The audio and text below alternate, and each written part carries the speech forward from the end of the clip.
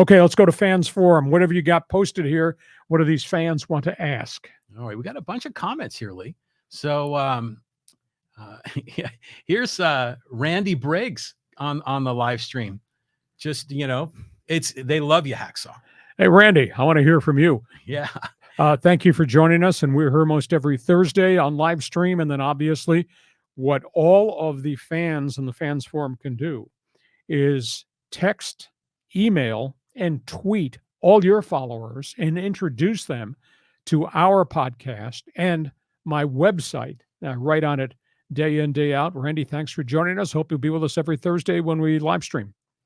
All right, we got something here from Neil.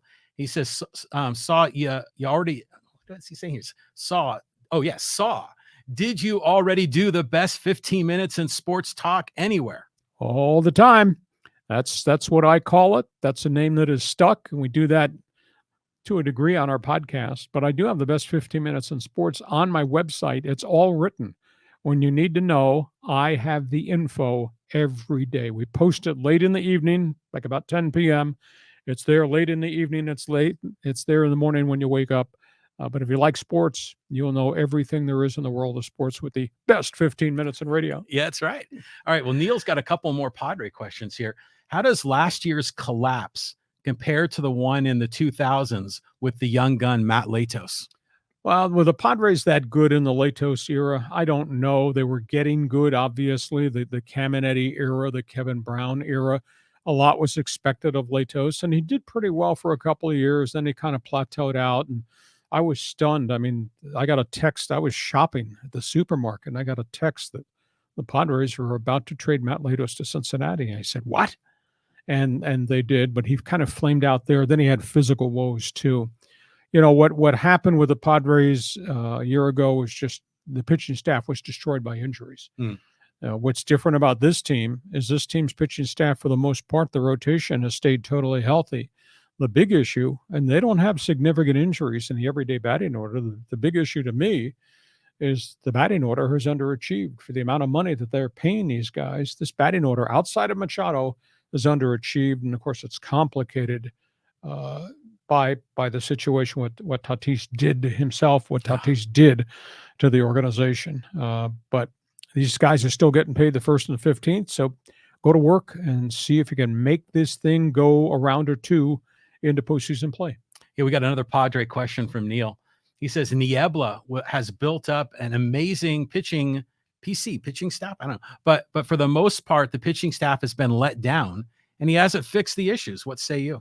Well, there's a couple of things here. You've got a number of guys coming off surgeries, and that's a big issue. That's why some of these guys are struggling to be 5-inning pitchers. Notably Clevenger. Yeah.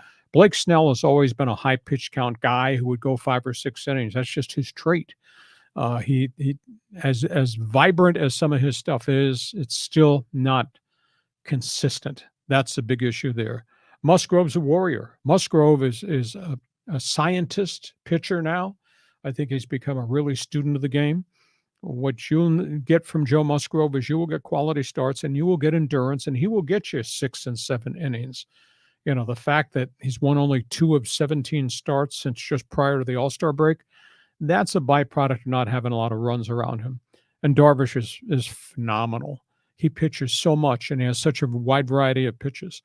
I always feared that Darvish was going to break down again. But, you know, Darvish has not broken down with arm problems. It's the last physical setback with the Padres was a hip injury last year. I think their starting rotation is pretty doggone good. Now I don't know if they've solved everything with the reliever from Milwaukee. Only time is going to tell whether Josh Hader can be what Josh Hader was. They're going to need him. But they are getting the injured guys back in the pen. I mean, Pierce Johnson can give him a quality inning. Robert Suarez. Nick Martinez has pitched well. Last couple of outings, he's given up a run each time. That's a big issue. Craig Stammen is trustworthy for an inning. Suddenly, if those guys can be what they were leading up to Hader, then you're going to have a really vibrant bullpen that you can probably trust in a short series. So that's where we are. I like their starting pitching. I wish they had more quality starts in innings from Snell to go along. But the bullpen, if finally healthy, the bullpen can help them a great, great deal. Yeah. I mean, like you said, Pierce Johnson's looked really good when he's come back. When Hader first got here, it was a disaster, but he seems to have righted the ship.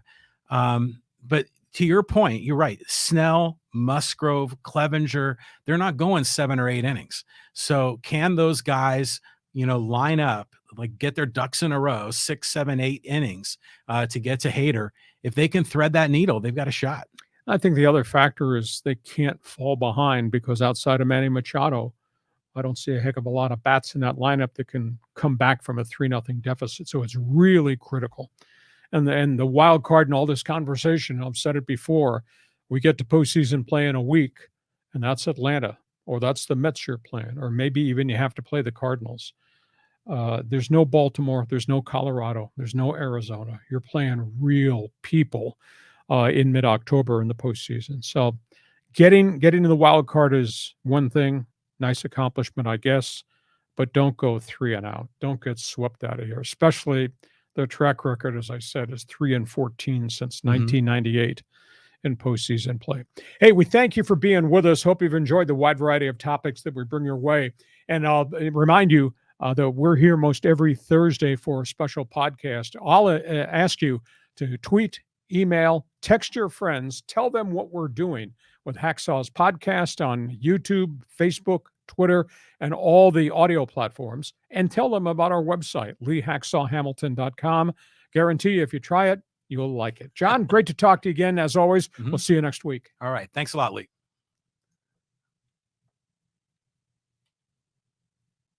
Join us again for Hacksaw's Headlines on YouTube, Facebook, and Twitter.